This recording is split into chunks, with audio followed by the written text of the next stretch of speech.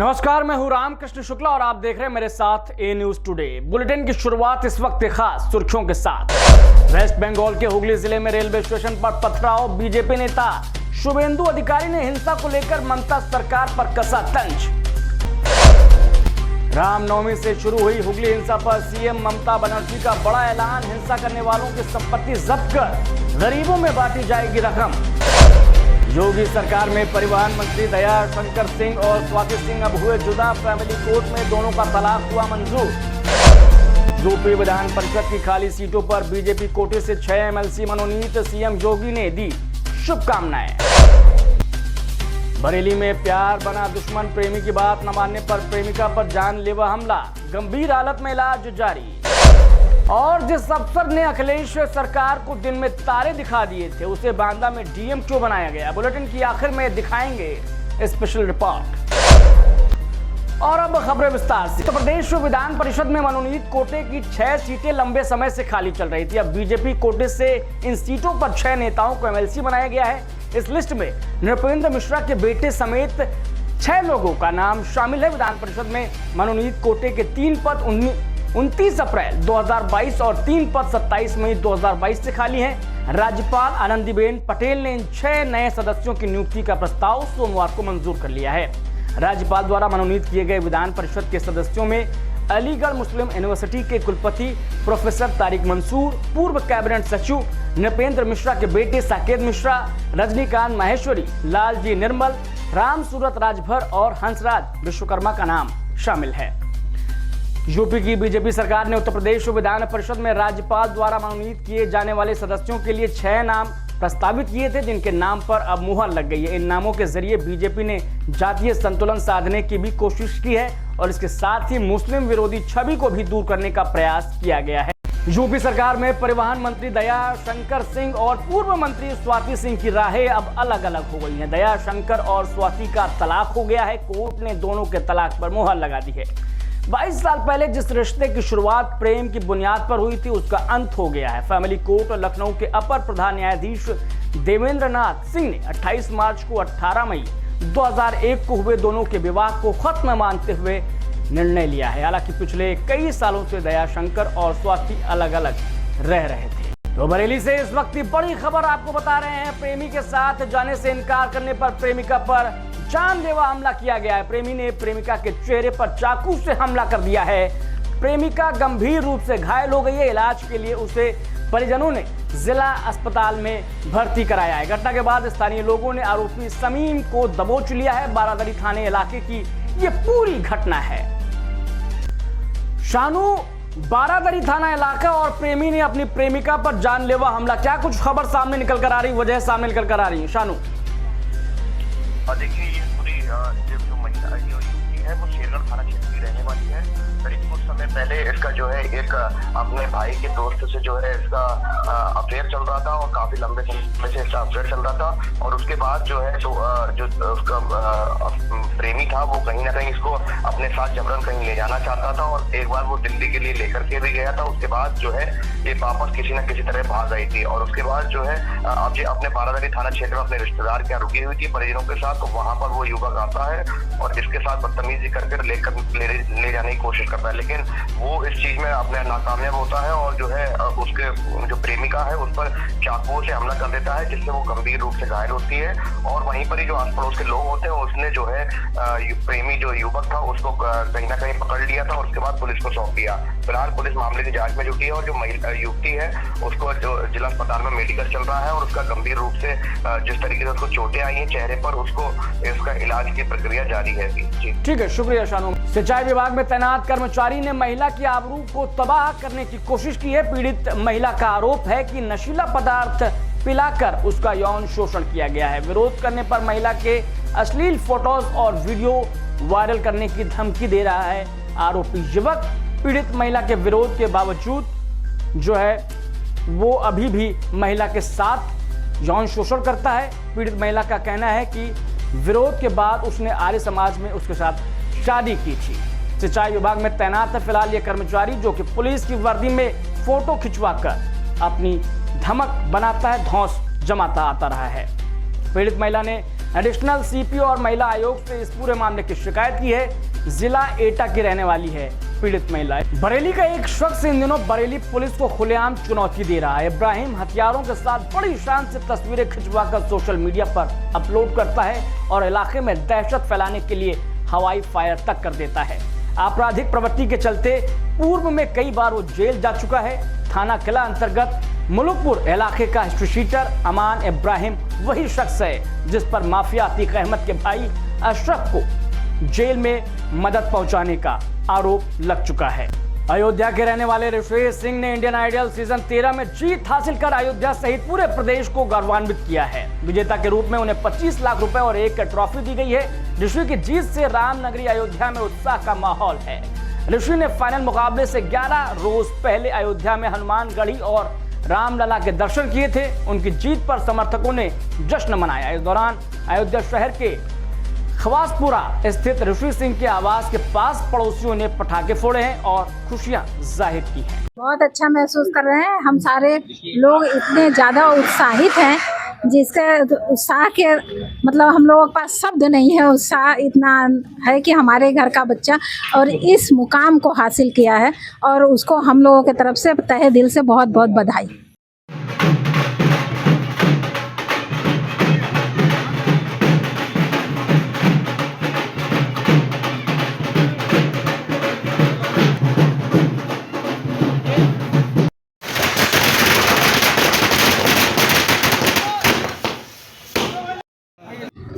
आज ऋषि सिंह ने अयोध्या जनपद के लोगों का मान सम्मान बढ़ाया है। भगवान श्री राम की धरती पर जैसे भगवान श्री राम इस अयोध्या में भव्य मंदिर का निर्माण करने का कार्य प्रारंभ हुआ, उसी तरीके से योगी जी के कार्यकाल में ऋषि सिंह का भी जन्म का उदय हुआ, जिससे कि संगीत जगत में इस गरीब के बेटे को भी सम्मान से जीने का अधिकार मिला और सम्मान से गरीब का बेटा भी जी सकता है। ये एक प्रेरणा के लिए, लोगों के लिए नसीहत है, जिससे हम सभी लोग अपने आप को बहुत गौरवान्वित महसूस कर रहे हैं। अयोध्यावासी रात भर से उमंग के साथ, ढोल नगाड़े के साथ, पटाखे के साथ हम लोग बेसब्री से उनका इंतजार कर रहे हैं और हम लोगों की प्रार्थना है ईश्वर से कि वो इस प्रदेश और देश के बाहर विश्व पटल पर भी उस ख्याति को प्राप्त करें, जिससे कि भारत का सम्मान और गौरवान्वित महसूस किया जा सके। धन्यवाद। इस वक्त बड़ी खबर आ रही है बहराइच जिला अस्पताल से, जहां पर जिला अस्पताल खेल का अड्डा बन गया। स्वास्थ्य कर्मी इस खेल के अड्डे के खिलाड़ी बने हुए। जिला अस्पताल के ART सेंटर में क्रिकेट खेलते स्वास्थ्य कर्मियों का वीडियो वायरल हुआ है। वायरल वीडियो खोल रहा है स्वास्थ्य व्यवस्था की पोल। मामले में जिम्मेदारों ने साध रखी है चुप्पी। कैमरे के सामने कुछ भी बोलने से कतरा रहे हैं स्वास्थ्य विभाग के जिम्मेदार। सैयद रेहान कादरी बहराइच से फोन लाइन पर इस पूरी खबर पर जानकारी के लिए हमारे साथ जुड़ चुके हैं।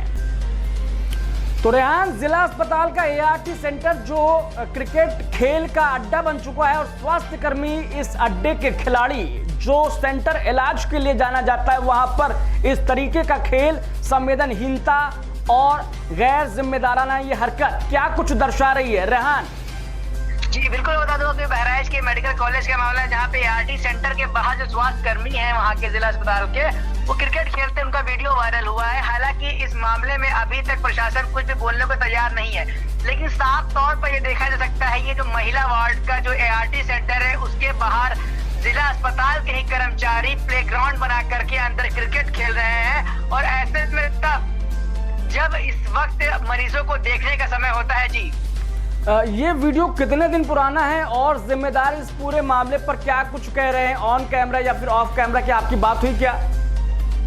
जी बिल्कुल, अगर इस वीडियो की बात किया जाए तो ये 24 घंटे पुरानी वीडियो है। अभी हाल ही में जैसे ये वीडियो बनी तो तत्काल ये वीडियो वायरल हो गई है। तो वहीं प्रशासन इस मामले से पल्ला झाड़ता हुआ नजर आ रहा है। जब इस मामले में CMS बहराइच से बात करने का प्रयास किया गया तो उन्होंने कैमरे के सामने कुछ भी बोलने से इनकार कर दिया। ठीक है, निश्चित तौर पर ये एक दुखद खबर है कि जो महिला के इलाज के लिए सेंटर बनाया गया ART सेंटर, वहां पर इस तरीके से प्लेग्राउंड बनाकर कर्मचारी ही उसे प्लेग्राउंड बनाकर वहां पर क्रिकेट खेल रहे हैं और महिलाएं जो हैं वो इलाज के लिए बाहर, अस्पताल के बाहर नजर आती हैं। फिलहाल बहुत शुक्रिया रेहान इस खबर पर हमारे साथ जुड़ने के लिए। शिवपुर विकास खंड इलाके में नाम बदलकर चलाया जा रहा था अवैध नर्सिंग होम, जिसका संचालन लगातार किया जा रहा था। इसकी शिकायत इलाके के लोगों ने सीएमओ से की थी। सीएमओ डॉक्टर सतीश कुमार सिंह ने शिकायत का संज्ञान लेते हुए सोमवार को स्वास्थ्य टीम को छापेमारी के निर्देश दिए थे। सीएचसी शिवपुर अधीक्षक डॉक्टर नलिन राजा की अगुवाई में जांच टीम भेजी गई। अधिकारियों की छापेमारी से कई नर्सिंग होम संचालक, अस्पताल व मेडिकल स्टोर बंद कर फरार हो गए। पूरे कस्बे में टीम पहुंचने की जानकारी होते ही अफरा तफरी मच गई।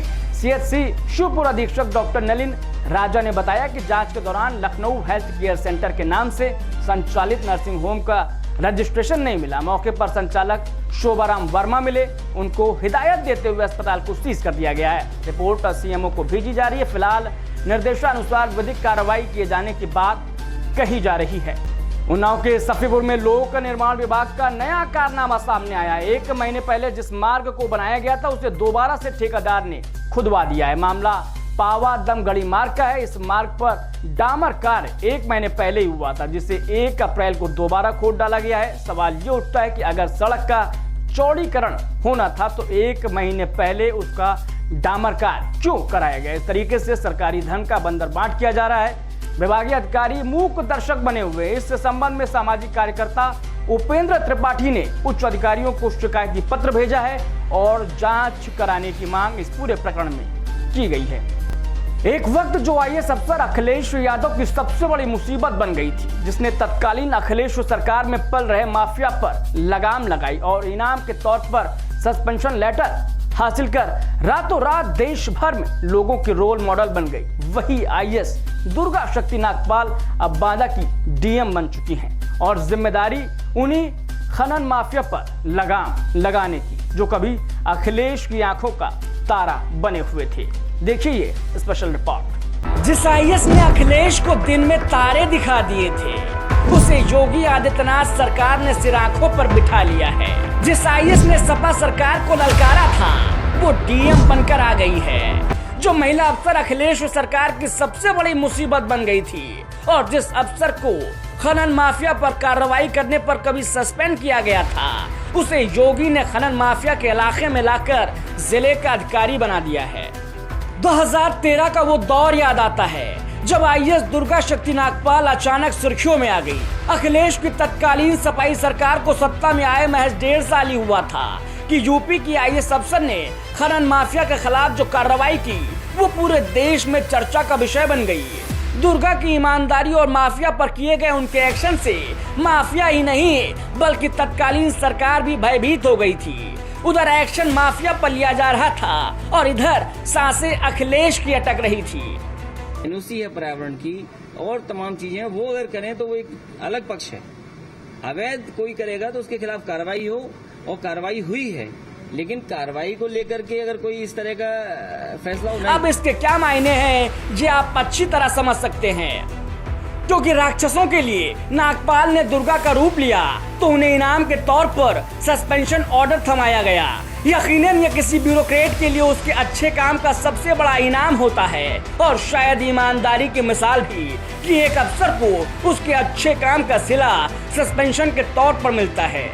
खैर, अब वही दुर्गा एक बार फिर राक्षसों का वध करने के लिए बांदा में एंट्री कर चुकी हैं। उनके काम को सलाम करते हुए योगी की सरकार ने उन्हें बांदा जिले की उस कुर्सी पर बिठाया है जहां से वो सीधे खनन के माफिया पर निगरानी भी रख सकती हैं और उन पर मनचाहा एक्शन भी ले सकती हैं। 2010 की आईएएस दुर्गा शक्ति नागपाल को बांदा का डीएम बनाया गया है। ये पहला मौका है जब दुर्गा शक्ति को डीएम की जिम्मेदारी सौंपी गई है। शासन ने शनिवार को 5 आईएएस अफसरों के तबादले किए हैं। इनमें एक नाम दुर्गा का भी है। गौतम बुद्ध नगर में अपनी पहली तैनाती के दौरान दुर्गा शक्ति विवादों में आ गई थी, जिसके बाद उन्हें तत्कालीन अखिलेश सरकार ने सस्पेंड कर दिया था। दुर्गा शक्ति के पति आईएएस अभिषेक सिंह निलंबित चल रहे हैं। बांदा की डीएम रही दीपा रंजन के मैटरनिटी लीव पर जाने के बाद दुर्गा शक्ति को यह जिम्मेदारी दी गई है। 24 साल की उम्र में ही आईएएस अधिकारी बनी दुर्गा शक्ति नागपाल की तैनाती तत्कालीन अखिलेश सरकार के दौरान गौतम बुद्ध नगर जिले में एसडीएम के पद पर हुई थी। तब दुर्गा शक्ति ने राजनीतिक दबाव से जूझते हुए खनन माफिया के नेटवर्क पर प्रहार किया था और उसे ध्वस्त कर दिया था। उनकी इस कार्रवाई ने अधिकारियों से लेकर राजनीतिक हलके में हलचल मचा दी थी। इससे नोएडा, ग्रेटर नोएडा में खनन के अवैध कारोबार पर लगाम लग गई थी। वहीं शासन में बैठे माफिया के करीबी नेता परेशान हो गए थे और उन्होंने सत्ता का दुरुपयोग करते हुए दुर्गा शक्ति नागपाल को निलंबित करवा दिया था, जिसके बाद दुर्गा शक्ति के समर्थन में पूरा देश खड़ा हो गया था और वो रातों रात लाखों लोगों के लिए रोल मॉडल बन गई। तरीके से चलाने में ये गवर्नमेंट फेल हो गई है और जनता का ध्यान इस ओर से हटाने के लिए, डाइवर्ट करने के लिए तो ये इस महिला की आड़ में ये घिनौनी राजनीति की। 25 जून 1985 को रायपुर में जन्मी दुर्गा ने इंदिरा गांधी दिल्ली टेक्निकल यूनिवर्सिटी से बीटेक की पढ़ाई की। बीटेक खत्म करते ही उन्होंने सिविल सेवा परीक्षा की तैयारी शुरू कर दी थी। साल 2008 में उन्होंने अपना पहला अटेम्प्ट दिया था, तब उनका चयन IRS ऑफिसर के तौर पर हुआ था। ऐसे में दुर्गा ने एक बार फिर परीक्षा देने का मन बनाया और साल 2010 में अपना दूसरा अटेम्प्ट दिया और इस बार उन्होंने ऑल इंडिया 20वीं रैंक हासिल कर IAS का पद हासिल कर लिया। इतना ही नहीं, दुर्गा शक्ति नागपाल के पति अभिषेक सिंह भी एक IAS अधिकारी हैं। गौतम बुद्ध नगर जिले में तैनाती के दौरान उन्होंने अवैध खनन के खिलाफ बड़ा अभियान चलाया था। उन गांवों के लोगों से आपको जानकारी करनी चाहिए, जो मुस्लिम परिवार के गरीब लोग जो चंदा लेकर के अपनी मस्जिद बनाना चाहते थे, दीवार बनी थी और बिना किसी के राय मशवरे के, और आपने पूरा का पूरा निर्णय ले लिया। अपने कार्यकाल के दौरान उन्होंने रेत से भरी 300 ट्रॉलियों को कब्जे में लिया था। उन्होंने गाँव में एक मस्जिद की दीवार को बिना अनुमति बनाए जाने पर गिरवा दिया था। तो फिलहाल इस बुलेटिन में बस इतना ही, लेकिन देश और दुनिया की बड़ी और तमाम अहम खबरों के लिए आप बने रहिए न्यूज टुडे के साथ।